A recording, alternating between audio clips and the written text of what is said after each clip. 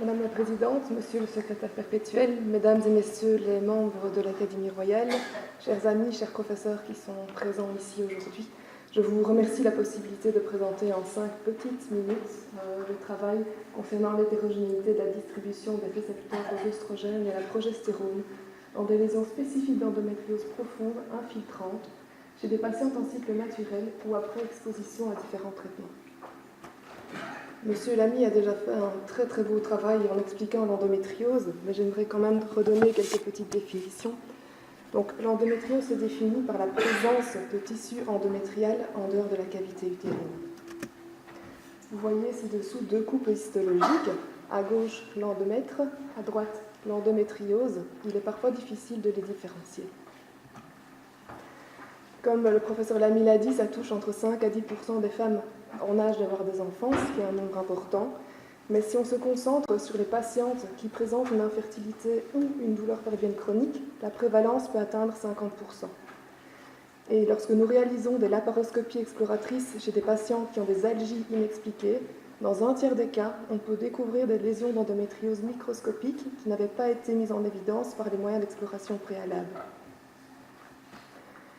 On peut trouver l'endométriose un peu partout dans la cavité abdominopelvienne et notamment dans le cul-de-sac de Douglas. Vous voyez ici une petite lésion ici avec l'intestin qui est attiré dans le fond et ce sont ces lésions qui sont des lésions d'endométriose profonde sur laquelle nous nous sommes consacrés.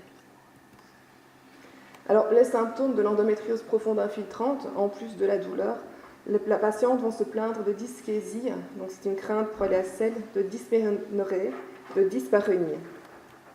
Les traitements à l'heure actuelle seront soit médicaux, et le but dans ce cas sera vraiment d'assurer une antalgie à la patiente qui a mal, ou de donner un traitement hormonal, et ceci va permettre d'arrêter la prolifération des lésions qui sont un petit peu ectopiques. Comme mon prédécesseur, on parle de greffe ici, mais ce sont des greffes non souhaitées, contrairement à ce qu'il a présenté. Le traitement chirurgical, lui, permettra de réaliser l'exérèse de toutes les lésions et la restauration anatomique lorsque celle-ci est nécessaire, notamment pour assurer une fertilité pour la patiente. Alors, de nombreux auteurs ont voulu étudier l'origine de la pathologie et il y a vraiment beaucoup d'hypothèses, je ne les ai pas toutes citées ici, mais on peut parler de la théorie de la différenciation de cellules souches évoquée par Hugh Taylor, une dissémination lymphatique et vasculaire, une métaplasie célomique, des transformations de restes mullériens, et la théorie qui est la plus acceptée actuellement, qui est la théorie des menstruations rétrogrades, selon laquelle le flux menstruel, au lieu de passer par le col et de s'évacuer par le vagin, va passer par les trompes et se retrouver dans la cavité péritonéale. Cependant, 90% des femmes qui ont leur menstruation vont avoir une menstruation rétrograde, et pourtant 90% des femmes n'ont pas d'endométriose. Donc ça ne va pas non plus tout expliquer. La recherche a encore beaucoup de chemin de ce côté-là. Ce qui a été découvert récemment et qui était intéressant, c'est que bien que bénigne, l'endométriose est une pathologie qui présente des caractéristiques communes avec les pathologies néoplasiques, comme une invasion locale, une résistance à l'apoptose. Et des études du génome ont été récemment publiées par Inglesio en 2017 et ont mis en évidence des marqueurs génétiques potentiellement liés à un risque accru d'endométriose. De plus, des mutations somatiques associées au cancer, notamment au cancer endométrial, ont été mises en évidence dans l'épithélium glandulaire de certaines lésions d'endométriose, mais pas dans toutes. Et finalement, il y avait une perte complète du BAF250A dans des groupes sélectionnés, des clusters de cellules d'endométriose. Alors pourquoi parler de tout ceci ? Parce que nous avons décidé d'étudier les nodules de la cloison rectovaginale profonde et d'étudier et d'évaluer comment les récepteurs répondaient aux différentes stimulations hormonales. Voici un exemple.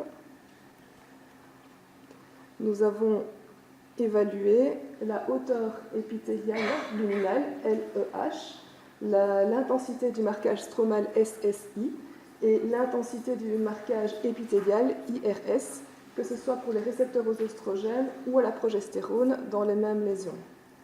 Ce qui nous a étonné premièrement, c'est qu'il n'y a pas vraiment de différence significative en fonction des différents traitements. On aurait pu penser qu'une patiente qui était sous agoniste de la LHRH, les récepteurs allaient complètement être mutés, ce n'a pas été le cas.